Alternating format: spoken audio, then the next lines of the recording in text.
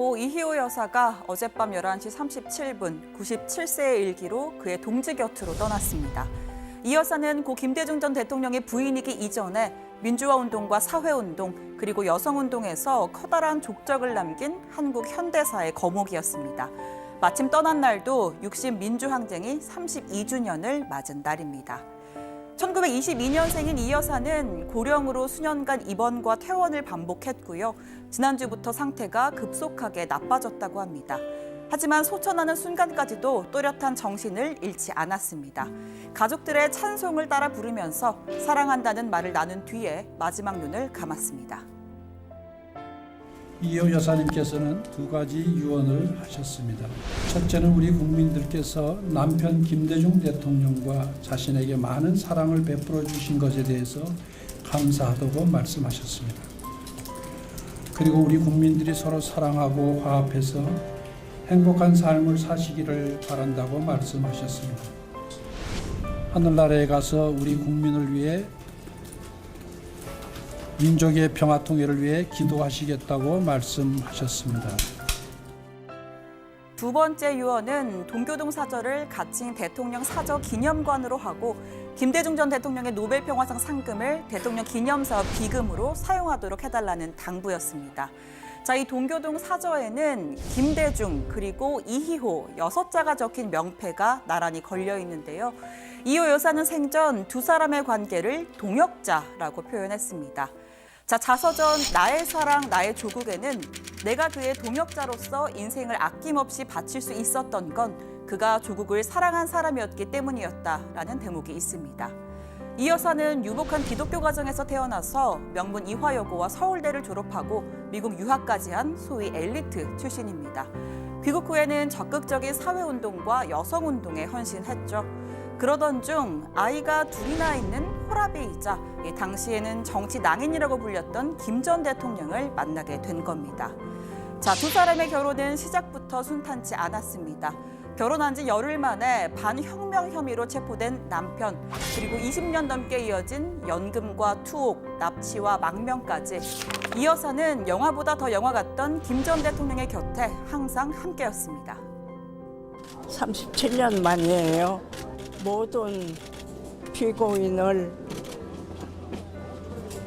죄 없이 교도소에 수감했습니다. 그 방에는 창문에도 전부 비닐로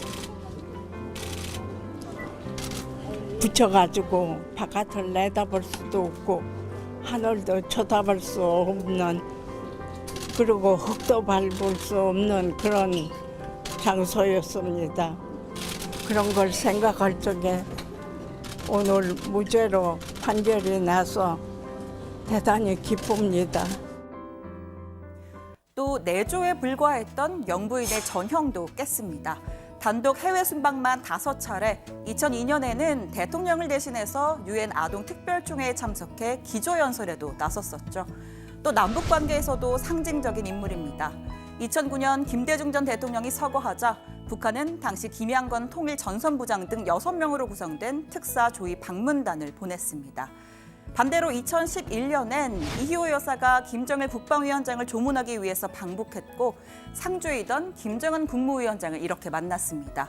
김정은 위원장이 집권 이후에 만난 우리 측의 첫 인사였습니다. 이후 2015년에도 이희호 여사는 김정은 위원장의 초대로 북한을 다녀온 바가 있습니다. 평양에서 애육원, 육아원 등을 방문하고 해맑은 어린이들의 손을 잡으면서 다음 세대의 분단의 아픔을 물려주어서는 안 된다는 것을 생각했습니다. 더욱 깊이 새기게 되었습니다. 6.15가 선포한 화해와 협력, 사랑과 평화의 하나됨의 역사를 이루게 되기를 바랍니다. 대단히 감사합니다. 네, 이런 각별한 인연 때문에 북한 북한이 조문단을 보낼 가능성도 주목됩니다. 그렇게 된다면 최근 답보 상태에 놓인 남북 관계의 변곡점이 될 수 있을 거란 기대감도 함께 나옵니다. 한반도 평화 프로세스를 추진 중인 문 대통령에게도 아낌없는 조언을 마다하지 않았습니다. 문 대통령은 현직 대통령으로는 처음으로 김대중 전 대통령 8주기 추도식에 직접 참석했는데요. 앞선 환담 자리에선 거동이 불편한 이 여사에게 무릎을 굽혀 인사했습니다. 김대중 대통령님이 보여주신 통일을 향한 담대한 비전과 실사구시의 정신, 안보와 평화에 대한 결연한 의지로 한반도 문제 해결의 주인은 바로 우리 자신이라는 원칙을 흔들림 없이 지켜나갈 것입니다. 북유럽 순방차 핀란드에 머물고 있는 문 대통령은 소천소직에 애도 메시지를 냈습니다. 이 여사는 정치인 김대중을 행동하는 양심으로 만들고 지킨 우리 시대의 대표적인 민주주의자였다면서 우리의 평화를 위해 계속 응원해 주리라고 믿는다라고 했습니다. 노영민 비서실장을 비롯한 청와대 조문단도 오늘 오후 신촌 세브란스에 마련된 빈소를 찾았습니다. 이희호 여사님께서는 민주주의와 평화를 위해서 한 생을 헌신하신 우리 시대의 큰 어른이셨습니다. 여성운동의 선구자셨고 무엇보다 분단을 아파하신 그런 분이셨습니다.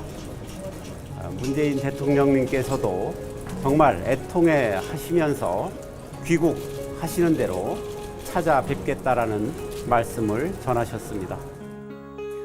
정치권도 오늘만큼은 정쟁을 멈췄습니다. 일제히 빈소를 찾아서 한마음으로 애도의 뜻을 전했는데요. 대한민국이 민주주의의 거목을 잃었다는 데엔 여야 이견은 없었습니다. 정치권이 전한 애도의 메시지는 들어가서 더 전해드리겠습니다.